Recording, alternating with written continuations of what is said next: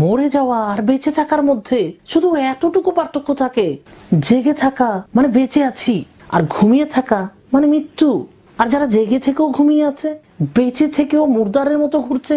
আরে বন্ধু, জীবনকে যদি কাছে থেকে দেখতে হয় তাহলে তো জাগতে হবে। বর্তমানে যে অবস্থায় আছেন, আপনি যদি চান তার চেয়েও ভালো জীবন, ভালো সম্মানের জীবন, তাহলে তো জাগতেই হবে। আর যদি আপনি বাঁচার মতো বাঁচতে চান তাহলে তো জাগতে হবে। বন্ধু, ভোর 5টা থেকে 7টা পর্যন্ত এই সময়টি শুধুমাত্র একান্ত আপনার।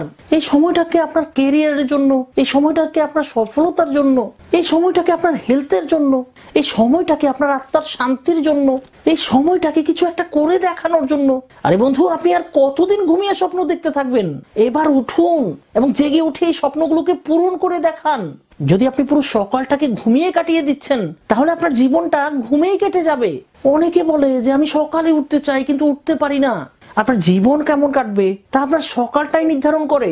আর যদি আপনি আপনার জীবনকেই ঘুমিয়ে কাটিয়ে দিচ্ছেন তাহলে আপনার জীবনও ঘুমে ঘুমেই কেটে যাবে। যখনই সকালে ঘুম থেকে উঠবেন নিজেকে একটা প্রশ্ন নিশ্চয়ই করবেন যে এত বেলা পর্যন্ত ঘুমিয়ে আমি আমার কোন স্বপ্নটাকে বাস্তব বানাতে পারবো। আর যদি আমি জেগে উঠি তাহলে এমন কি আছে যা আমি করতে পারবো না।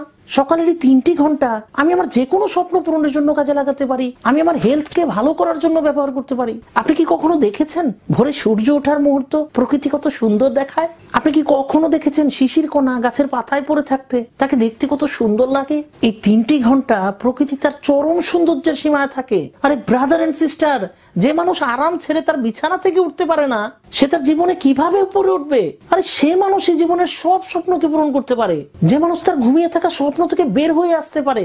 বড় বড় সেলিব্রিটি, বড় বড় কোম্পানির সিইওরা এটা মানে যে এই সকালের সময়টাই তাদের জন্য অনেক স্পেশাল হয়, কেননা এই সময়টাতেই আমরা আমাদের নিজেদেরকে ডেভেলপ করতে পারি। বিশেষ করে ওই বন্ধুদেরকে বলছি যারা জেগে থেকেও ঘুমিয়ে আছেন, যারা বেঁচে থেকেও মুর্দারের মতো চলছেন।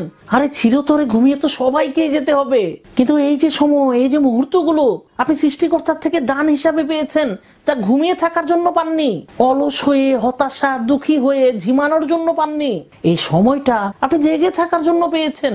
আর এই সময়টাকে আপনি বেঁচে থাকার জন্য পেয়েছেন। এই পৃথিবীতে যত মানুষ আছে যারা এই পৃথিবীতে উল্লেখযোগ্য অবস্থানে পৌঁছেছে, ওই সব মানুষ জেগেছে এবং সামনে এগিয়ে গিয়েছে।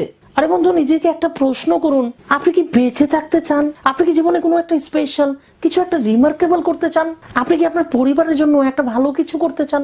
আপনি কি আপনার বাবা মায়ের, আপনার পরিবারের গর্বের কারণ হতে চান? তাহলে জেগে উঠুন বন্ধু, আমি বলছি জেগে উঠুন। এই জীবনের অনেক সামান্য একটু পথ, জেগে উঠুন। অল্প একটু দুঃখ কষ্ট, অল্প একটু চ্যালেঞ্জের পথ পাড়ি দিয়ে দেখুন, এই দুনিয়ায় আপনার জন্য জান্নাত সৃষ্টি হয়ে যাবে। মহান সৃষ্টিকর্তাও আপনার জন্য সকল সুখ, সকল ধন সম্পদ, সকল সম্মান আপনার জন্য বরাদ্দ করে রেখেছে। জাস্ট জেগে উঠুন, সংকল্পের সাথে এই জীবন যুদ্ধে অবতীর্ণ হন এবং জয়ী হয়ে বিজয়ের মতো বাঁচুন। বিজয়ী, সম্মানী, দয়ালু এসব টাইটেল গুলো আপনাকে ডাকছে। জেগে উঠুন, জেগে উঠুন, জেগে উঠুন। আরে বন্ধু, জেগে উঠুন। বন্ধুরা, আজকের এই সেশনটি আশা করছি আপনার ভেতরে নাড়া দিবে। এই মুর্দারের মতো চলাফেরা বন্ধ করবেন, ঘুম থেকে উঠবেন এবং এই অল্প দিনের দুনিয়াতে বিজয়ীর বেশে থাকবেন। আরে বরাদ্দ যা কিছুই আছে তাকে পেতে হলে তো আপনাকে উঠতে হবে। আল্লাহ সুবহানাহু ওয়া তাআলা আমাদের সকলকে সহজ এবং সরল পথে চলার তৌফিক দান করুক। আপনাদের জীবন মঙ্গলময় হোক, শান্তিময় হোক, সেই প্রত্যাশা রেখে আজকের মতো বিদায় নিচ্ছি। আসসালামু আলাইকুম।